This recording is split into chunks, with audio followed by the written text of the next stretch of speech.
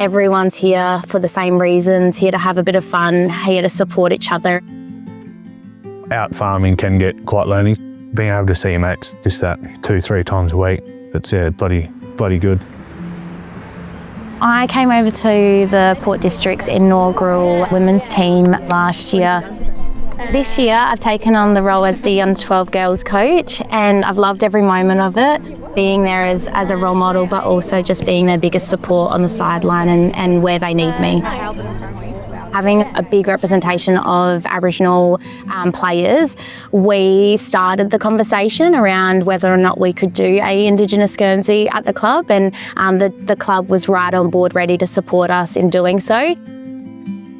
We proudly sit on Kaurna country, and we wanted to show through the yellow outline the peninsula where we currently sit.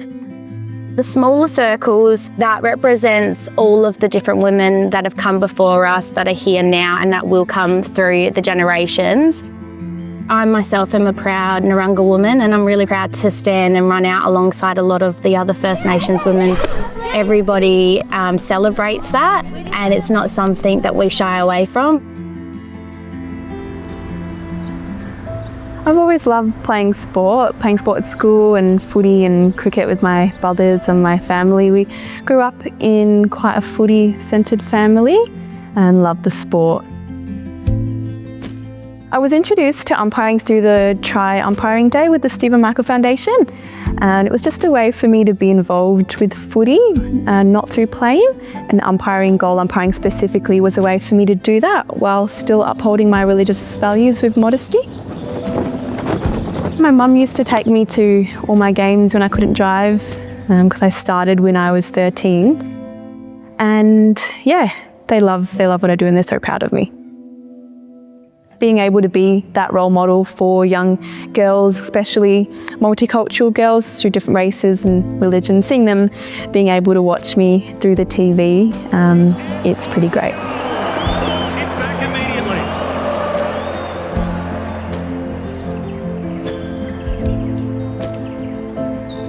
I'm a 4th generation. My great-grandfather bought this farm from when he was over in South Australia back in 1950-something. My love for footy, I was kind of bred into me as a kid. I remember kicking the footy with Dad before I even started. I was kicked. I remember not even being old enough for the next age group, but still going and training with them just because I couldn't get enough. I love the footy club, to help out as much as I can. Anything from being the runner for D grade, running water, helping in, filling in coaching for the C grade Colt side, helping organise and run any fundraising stuff, and don't know what else I'd do if I didn't do that.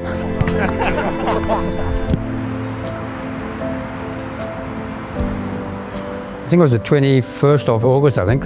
Kevin and his sister Catherine were walking up to McDonald's for an ice cream, and there was a bus waiting because it was stopped for them, green for the pedestrians. So Catherine walked past the bus, and Kevin walked past the bus, then this guy went through the red light, knocked him 30 feet in the air. And then everything changed then. Kevin's recovery was probably about 6 months from the time we went into the hospital and came out. After Kevin's accident, we wondered if Kevin would play sport again because he was pretty severe.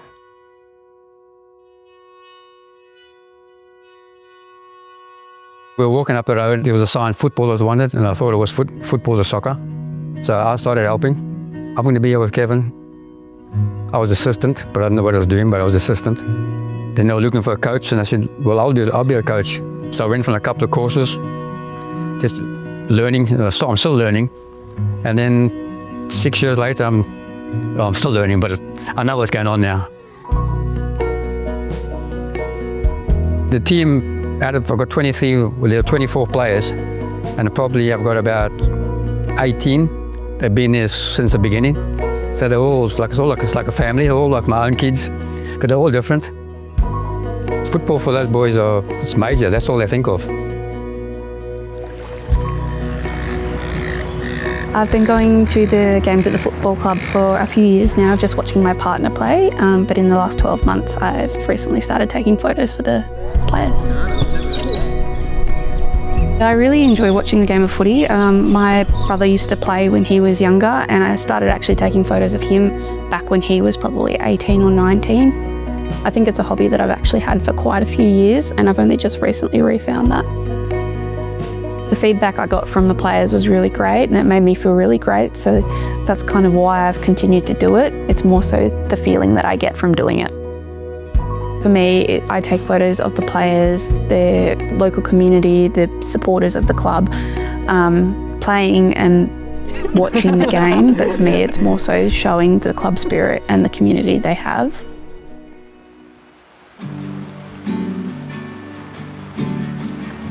When I was 9 years old, I started playing basketball, and I chose that sport because that's the sport that my mum played, and I liked watching her growing up. It wasn't until I hit 30 that I decided to try football and just fell in love. My daughter Kayla, she wanted to jump on the football train the same year that I did. She went and had a training run, and same thing, just fell in love with the sport. So she's fully converted as well. Now football is a huge part of our life as a family, really. I was born in New Zealand. We moved here when I was 4 years old and just fell in love with the game because all my mates were playing Aussie rules when I was in primary school, and I sort of had no choice but to join in, and I've loved it ever since. Well, I've always played A-grade football club here at Eastern Park, and my idea was for me to get then back and play football here was for me to coach, and they were all on board. I didn't think I was much of a coach. I was always a motivator for the boys.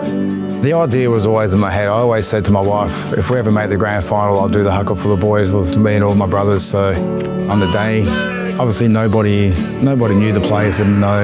It was more no one expecting it instead of a lot of people just waiting there for it to happen, you know. So just to sort of see all of them stop, turn and just watch us perform the haka for my team was like it was just a dream come true, really.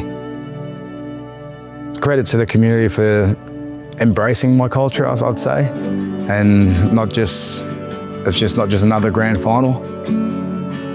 Anything for me to bring towards the club for my culture, they're very happy with it.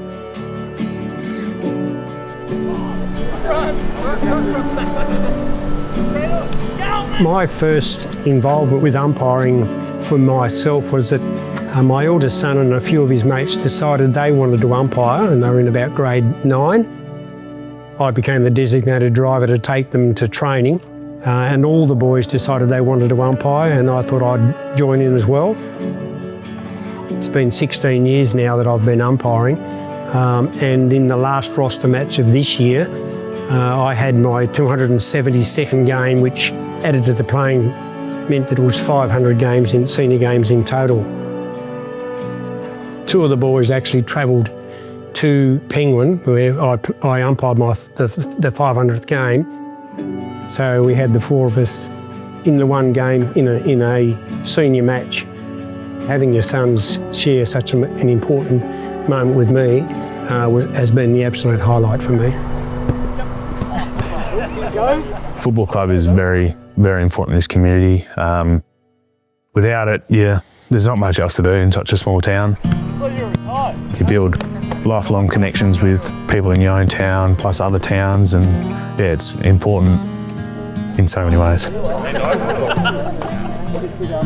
I do believe that there's so much more to sport than just winning.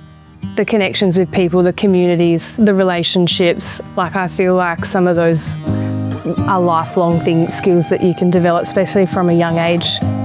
If my story says anything, it's that you don't need the experience. There's lots of resources out there. There's lots of people that can wrap around and support you getting those expertise. But I think the most important thing for me is just having the passion and having the want to be involved and to see the young girls excel. It's also, to me, a chance to give back to the community, because I know that if you don't have umpires, you can't have football. So I see it as a chance to pay back those umpires who would have umpired me when I was playing. Volunteering at the club has been a really great experience for me, and it makes me feel really good to be able to give back to the club, and I recommend everyone give it a go. It's not just an Australian sport. There's a lot of countries that come over and create a home here that can also join in and play the sport to the fullest potential as well. The friendships and the mentorships that become available to you, even the travel, the coaching and all the advice that you get given, it's really inspiring.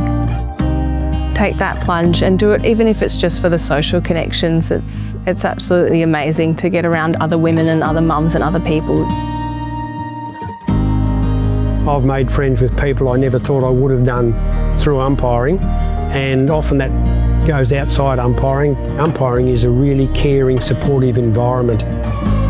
It makes the game day environment and the training environment so welcoming and fun, and keeps me coming back for sure. Being part of a football team is more than just a game. It's like a family, and everyone gets more than you could think out of it. Yeah, it's just like a joy. I enjoy it. I love it. Anyone should consider getting involved in a local footy club, whether it's in the city or out in the country. The relationships you build and the culture you build in the club is lifelong, and your memories you make is, hard to forget. There's more to coaching than coaching. There's more to volunteering than volunteering. There's more to playing than playing. There's more to umpiring than umpiring.